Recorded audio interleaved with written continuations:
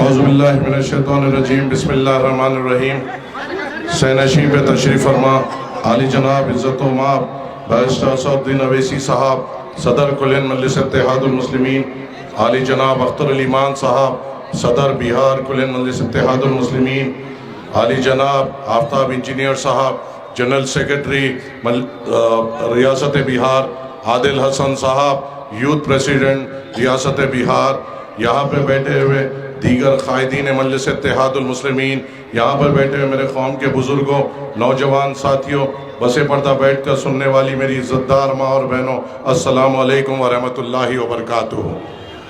آج ہم صدر مجلس کے ساتھ یہاں رحمت پاڑہ میں آئے ہیں۔ یہاں پہ ہمیشہ چاہے وہ پچھلا ویدھان سبھا کا چناؤ ہو یا اس سے پہلے کا ویدھان سبھا کا چناؤ ہو، جبھی بھی یہاں پر صدر مجلس آئے، رحمت پاڑہ کی عوام نے غیر معمولی محبت سے اور ہمیں عزت سے نوازا۔ یہاں پر پچھلے ویدھان سبھا چناؤ میں خاص طور سے کوچہ دامن کے نوجوانوں نے، بزرگوں نے مجلس اتحاد المسلمین کو اپنی طاقت سے، اپنی محنت سے، اپنے دعاؤں سے نوازتے ہوئے مجلس اتحاد المسلمین کو یہاں سے مضبوط کیا۔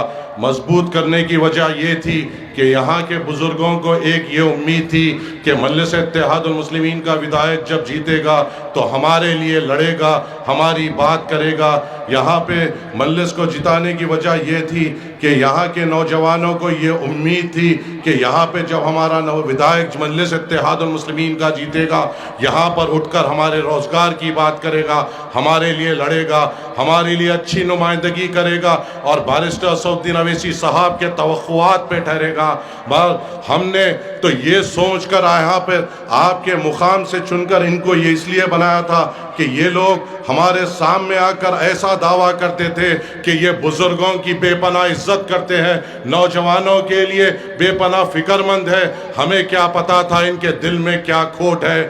ہم نے تو یہ ان کا صورت دیکھ کر، سر پہ ٹوپی دیکھ کر، چہرے پر نور دیکھ کر ہم نے یہ سوچ لیا کہ یہ ہمارے ساتھ جذبے سے آگے بڑھے گا، اسد الدین اویسی صاحب کے مشن کو لے کر آگے بڑھے گے۔ اسد الدین اویسی صاحب کے دل میں جو سیمانچل کے لیے محبت ہے اور ان کے لیے جو کرنے کا جذبہ ہے اس کو لے کر آگے بڑھیں گے۔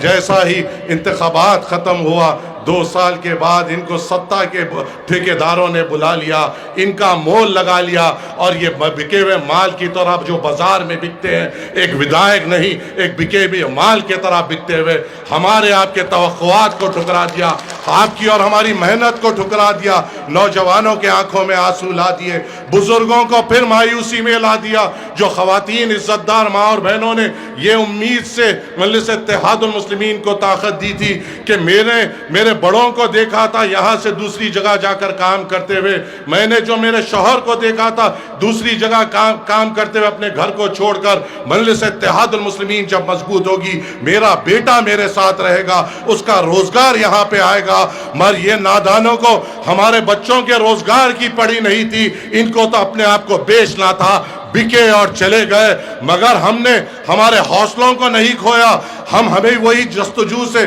وہی جنون سے، وہی جذبے سے آپ کے درمیان میں ہے۔ ابھی بھی جبھی بھی ہم مقابلہ کرتے تھے، آج بھی ہم مقابلہ کر رہے ہیں، انشاءاللہ آگے بھی سیمانچل کے واسطے لڑتے رہیں گے، یہاں کے نوجوانوں کو حوصلہ دیتے رہیں گے، یہاں کے بزرگوں کو طاقت دیتے رہیں گے، یہاں کی عزتدار ماں اور بہنوں کو یہ بتائیں گے کہ ہم بھی آپ کے بیٹے ہیں اور آپ کے لیے ہم فکر مند ہے۔ آنے والا انتخابات لوک سبھا کا ہے، آنے والے انتخابات میں آپ کو اس کو چننا ہے جو اسد الدین اویسی صاحب کے ساتھ اس ایوان پارلیمنٹ میں جائے گا۔ آپ کو ان کو چننا ہے جو اسد الدین اویسی صاحب کی طاقت بنیں گے۔ تو آپ کے سامنے 2 لوگ ہیں، آپ کے سامنے ایک جگہ مرد مجاہد اختر علی مان ہوگا اور ایک طرف وہ کمزور جاوید ہوگا۔ تو چننا کس کو ہے؟ طاقتور کو اور طاقت دینا ہے یا کمزور کو اور طاقت دینا ہے؟ یہ فیصلہ آپ کو کرنا ہے۔ میں جب یہاں ٹھہر کر میں اختر علی مان صاحب کا کام امور میں دیکھ رہا ہوں، اور جس قسم سے وہ صدر مجلس سے ہر ایک پالیسی پہ بات کرتے ہوئے یہاں کے لوگوں کی غور و فکر کے لیے آپ کی آواز بن رہے ہیں، مجھے یہ یقین ہے جب یہ ایوان پارلیمنٹ میں جائیں گے، صدر مجلس کے بازوق بیٹھیں گے، تو سب سے پہلی آواز اس ایوان پارلیمنٹ میں نریندر مودی، امت شاہ اور ان کانگریس کے غرخیز غلام جو ہمیشہ ہم کو استعمال کرے، ان کے کانوں میں ایک ہی آواز پڑے گی، سیمانچل کشن گنج اور کشن گنج۔ یہ آواز آپ کو اور ہم کو وہاں پہ اس ایوان پارلیمنٹ میں گونجتے ہوئے دکھانا ہے۔ اختر علی مان کے خدمات آپ کے سامنے ہیں، اختر علی مان صاحب کب سے آپ کی آواز بنے ہوئے یہ آپ کے سامنے ہے۔ جبھی بھی اللہ سبحانہ و تعالیٰ نے ان کو موقع دیا، طاقت دی، ایوان کے اس دیواریں گواہ ہے کہ انہوں نے آپ کی بات کی۔